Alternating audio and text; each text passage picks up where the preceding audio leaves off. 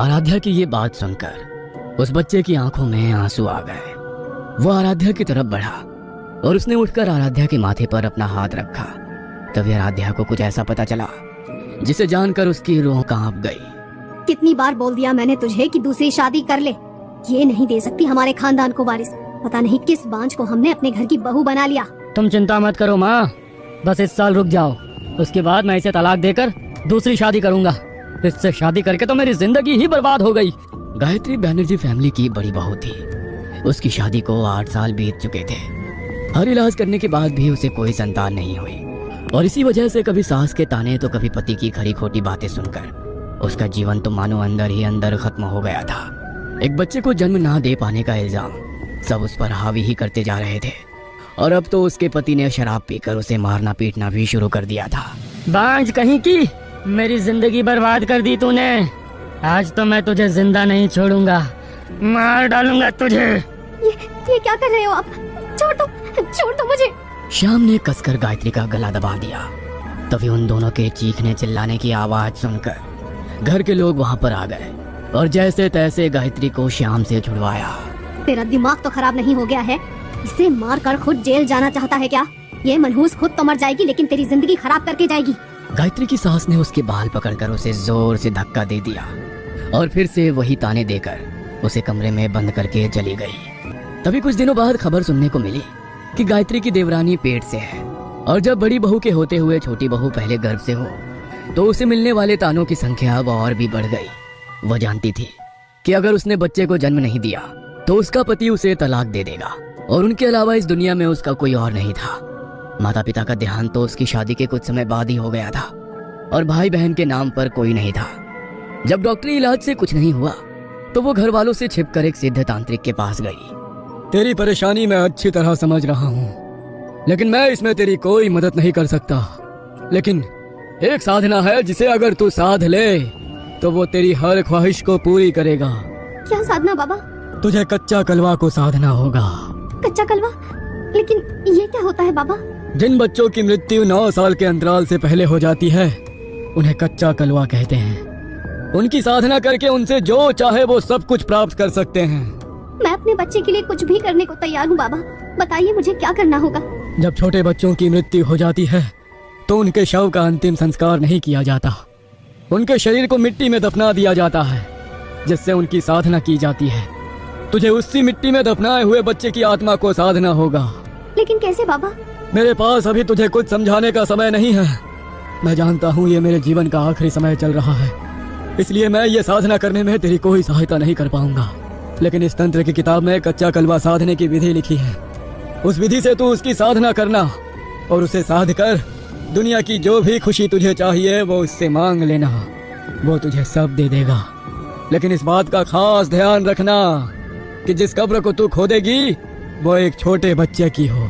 गायत्री के दिमाग में अब ये बात बैठ गई। अब वो हर दूसरे तीसरे दिन कब्रिस्तान के पास जाकर चक्कर लगाने लगती और देखती कि कहीं किसी ने अपने मरे हुए बच्चे को दफनाया है या नहीं। तभी एक दिन एक बच्चे की मृत्यु हुई और उसके घर वाले उसे दफना कर रोते हुए वहां से चले गए। गायत्री ने उसकी कब्र को ध्यान से देखा और जब कुछ दिन बाद उसके ससुराल वाले अपने रिश्तेदार के यहाँ शादी में गए तो उसने घर से एक मिट्टी का छोटा कलश और लाल रंग का कपड़ा लेकर खुद एक काला लिबास पहनकर रात के अंधेरे में शमशान घाट में दाखिल हुई। उसने उसी कब्र को खोदा और बच्चे के शरीर के बचे हुए कुछ टुकड़े, थोड़ी मिट्टी और कुछ हड्डियों को उस कलश में भर दिया और उस कलश को उस लाल कपड़े से बांध दिया। वो शमशान घाट में बैठकर कच्चा कलवा को साधने के लिए साधना करने लगी। उसने यज्ञ कुंड के पास रखे एक धारदार चाकू से अपनी हथेली पर एक चीरा लगाया और उसकी हथेली से बहकर खून जब यज्ञ कुंड में पड़ा तो आग की लपटें बहुत ऊपर तक उठी और उसे किसी बच्चे के रोने की आवाज सुनाई दी।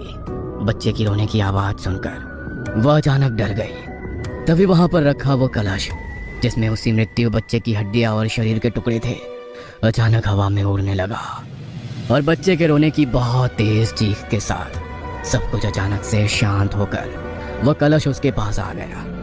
वो उस साधना को करके बहुत खुश थी कि अब वो भी माँ बन पाएगी। उसने उस कलश को अपने पल्लू में छुपाया और रात के लगभग 3 बजे अपने घर में दाखिल हुई। घर के सब लोग शादी में गए थे तो उससे सवाल करने वाला भी कोई नहीं था। घर आकर वो सबसे पहले अपने कमरे में गई उसके कमरे में कुछ तंत्र का सामान बिखरा हुआ था। उसमें से उसने सिंदूर उठाया और कलश पर एक अजीब सा निशान बना दिया। उसने किताब में लिखा एक मंत्र बोला और कलश को लेकर वो सीधी अपने आंगन में गई और वहां की मिट्टी खोदकर उसने उस कलश को वहीं दबा दिया। वो उसे मिट्टी में दबाकर घर के अंदर जाने लगी। तभी उसे पीछे एक बच्चे की आवाज सुनाई दी। मैं यहाँ पर अकेला नहीं रहना चाहता, तुम मुझे भी अपने साथ ले जाओ ना। गायत्री ने तांत्रिक बाबा द्वारा दी गई उस तंत्र की किताब में कच्चे कलवे को सिद्ध करने की विधि को तो पढ़ लिया था, लेकिन वो ये पढ़ना भूल गई थी कि अगर साधना पूरी होने के बाद और कलश को मिट्टी में गाड़ने के बाद चाहे कुछ भी हो जाए, लेकिन उसे पीछे मुड़कर नहीं देखना है। लेकिन जब उसके कानों में वो आवाज पड़ी तो उसने पीछे मुड़कर देख लिया। 2 दिन बाद उसके परिवार वाले शादी से वापस घर आए तो उनके होश उड़ गए। गायत्री का पूरा शरीर नीला पड़ चुका था और उसकी जीभ भी बाहर को लटक कर आई हुई थी। वो इतनी भयानक लग रही थी कि घर वाले उसे देखने की वे हिम्मत नहीं कर पा रहे थे। पुलिस इन्वेस्टिगेशन के लिए आई, लेकिन उसकी मौत के साथ साथ ये देखकर चौंक गई कि उसके कमरे में तंत्र मंत्र का इतना सारा सामान बिखरा हुआ है। अच्छा ये बताइए, ये शुरू से ही इस तरह की तंत्र मंत्र करती थी या इनकी दिमागी हालत ठीक नहीं थी? इस तरह का केस तो हमने पहली बार देखा है। इनकी हालत देखकर हमें कुछ सामान्य नहीं लग रहा। हमने बहुत बार समझाने की कोशिश की थी इंस्पेक्टर साहब, लेकिन इसने हमारी बात कभी नहीं मानी। पता नहीं हर समय बस इस काले जादू में ही लगी रहती थी, इसी ने इसकी जान ली है। देखिए, इनकी जान किसने ली है और किसने नहीं वो तो हम पता लगा ही लेंगे। रघु, बॉडी को पोस्टमार्टम के लिए भेज दो।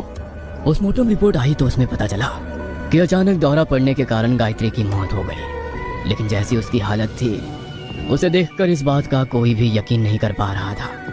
लेकिन उसकी मौत के बाद उनके घर में अजीब अजीब हादसे होने लगे। कभी घर वालों को घर में गायत्री की आत्मा दिखाई देती तो कभी एक छोटे बच्चे की। गायत्री को तो सब जानते थे, लेकिन वो बच्चा कौन था कोई नहीं जानता था। सुमित्रा ने घर में शांति के लिए पंडित जी से हवन करवाया। मैं हवन करके घर का शुद्धिकरण तो कर दूंगा और आपकी बहू की आत्मा को भी मुक्ति दिला दूंगा, लेकिन उसके साथ साथ इस घर में एक कच्चे कलवे की भी आत्मा है, वो यहाँ पर बंध गई है। अगर अपनी जान की सलामती चाहते हो तो इस घर को छोड़ दो और कहीं दूर चले जाओ। वो लोग उसी दिन उस घर को छोड़कर चले गए, लेकिन उसके बाद जो भी वहां पर रहने के लिए आया उसे उसी बच्चे की आत्मा दिखाई देती। वो किसी को नुकसान नहीं पहुंचाता था, लेकिन जब कोई किसी आत्मा को अपने सामने देख ले तो डर के मारे उसे वो घर छोड़कर जाना ही पड़ता। लेकिन जब आराध्या ने उस बच्चे की आंखों में आंसू देखे और ये समझा कि उस बच्चे ने उसे कभी कोई नुकसान नहीं पहुंचाया है, तो वो उसके आंसुओं के पीछे का दर्द और कहानी जानने को आतुर हो गई। और आज जब उसने उसके पीछे की कहानी जान ली थी तो वो सब कुछ समझ गई। मैं समझ गई हूँ कि उसने अपने स्वार्थ के लिए तुम्हारी अस्थियों को साध कर तुम्हें कैद कर लिया और तुम्हारी मुक्ति का मार्ग बंद हो गया, और इसीलिए तुम इतने सालों से इस घर में भटक रहे हो। शायद तुम हमेशा सबको इसीलिए नजर आते थे कि कोई तुम्हें मुक्त करा सके, मगर कोई तुम्हें समझ ही नहीं पाया। लेकिन मैं तुम्हें और परेशान नहीं होने दूंगी। तुम मुक्ति के लिए तड़प रहे हो, मैं चाहती हूँ कि तुम्हारी मुक्ति हो और तुम फिर से इस दुनिया में एक बच्चे के रूप में जन्म लो। आराध्या अब उसकी कहानी जान चुकी थी और वो नहीं चाहती थी कि वो और सालों तक इसी तरह तड़पता रहे। उसने सब कुछ मोहित को बताया, लेकिन उसने फिर से उसकी बात पर विश्वास नहीं किया, तो वो सीधे मंदिर के बड़े पुजारी जी के पास गई। जिन बच्चों की आत्माओं को कच्चा कलवा साधना करके कैद कर लिया जाता है, उनकी मुक्ति इतनी आसानी से नहीं होती बेटी। उसकी मुक्ति के लिए 21 ब्राह्मणों को एक साथ घर में बैठकर यज्ञ करना होगा, तभी उसकी मुक्ति हो पाएगी। उसकी मुक्ति का जो भी मार्ग है आप कीजिए पुजारी जी। आराध्या ने घर पर पूजा रखी। पहले तो मोहित इस बात पर बहुत गुस्सा हुआ, लेकिन जब उसने यज्ञ होते देखा और अपनी आंखों के सामने उस बच्चे की आत्मा को मुक्त होते हुए देखा तो उसे आराध्या की सारी बातें समझ आ गई। ब्राह्मणों ने आंगन में गड़े उस कलश को निकालकर उसे यज्ञ कुंड में प्रवाहित कर दिया। पूरे 21 ब्राह्मणों के कई घंटे तक किए गए यज्ञ के बाद उस बच्चे की आत्मा मुक्त हो गई। लेकिन जब वो मुक्त हो रहा था तब उसने अपनी आंखों में आंसू भरकर आराध्या को देखते हुए एक बात कही। माँ, तुमने मुझे बहुत प्यार दिया।